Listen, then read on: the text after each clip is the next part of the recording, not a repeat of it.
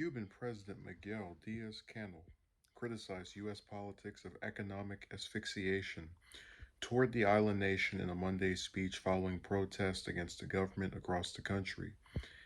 Is it not very hypocritical and cynical that you block me and you want to present yourself as the big savior?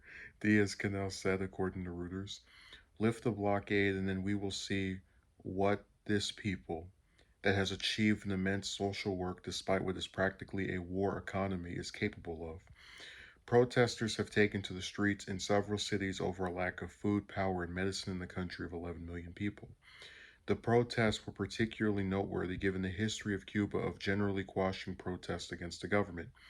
The U.S. has kept an embargo in place against Cuba in some capacity since 1958, expanding it once Fidel Castro took power. Certain travel and trade policies towards Cuba were erased during the Obama administration, but former President Trump reimposed restrictions. Diaz-Canel also serves as first secretary of Cuba's Communist Party, taking over a role in April that previously had been filled by only Fidel Castro and his brother Raul Castro. Who is bothered by the regime, the alleged regime in Cuba? Who is bothered by the Cuban political system, the way we do things? Not our people, not the majority of our people, because they are the ones who have built that system. Diaz-Canel said, who is bothered the government of the United States because they don't see the virtues of this system of government in Cuba that is capable of working with all and working for all, he added. A number of U.S. politicians lended their support to Cuban protesters Monday, with President Biden saying they were bravely asserting fundamental and universal rights.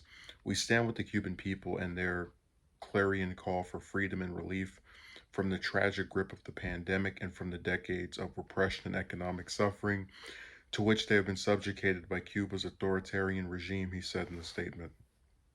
Mexican President Andres Manuel Lopez Obrador, however, seemingly backed Diaz-Canel's position, saying at a press conference that the truth is that if one wanted to help Cuba, the first thing that should be done is to suspend the blockade of Cuba, as the majority of countries in the world are asking.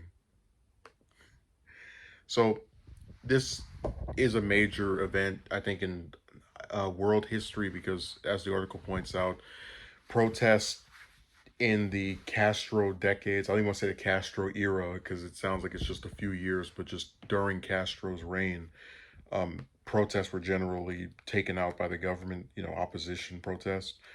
And it's very correct that the United States has had a position of being antagonistic toward the Cuban government with its blockade. Um, Pretty consistently over the last 60 years, they mentioned Obama's visit there. Well, they didn't mention that he visited there. He was the first president in 88 years to go to Cuba. And I actually talked about how his policy on Cuba was one of the two great things, along with the Iran nuclear deal, I think he did in office.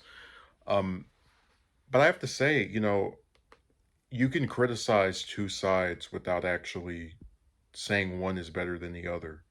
Like you generally won't get the United States government just going up to a peaceful protest and trying to break it up. Whereas in Cuba, you do have that a lot, and they mentioned in the article. But I do think when he talks about politics of economic asphyxiation, that it's a valid point. Cuba is not a country that is hostile towards us, and we've kind of just asserted ourselves as being their opponents when we're just playing this game of liking to champion democracy while supporting places like Saudi Arabia, for example. So I support the protesters. I guess the U.S. politicians have largely responded to it the way I'd like, but I just don't see things changing. I remember the protests in Hong Kong, for example, and it seems like all of these different types of governments stay in place. You can even look at protests in the U.S. We've protested a minimum wage increase, the Green New Deal, just different environmental policies, and it just seems like it never materializes. So I'm not saying people shouldn't do it, but or that I'm upset that it's being done, but just I'm not optimistic that things are actually going to change. But this is a significant event because the article points out that usually in past decades, when there was a protest against the government, they got rid of it. So I hope they're able to actually see a difference, and maybe the United States can finally actually stop being antagonistic toward just Latin America and other nations.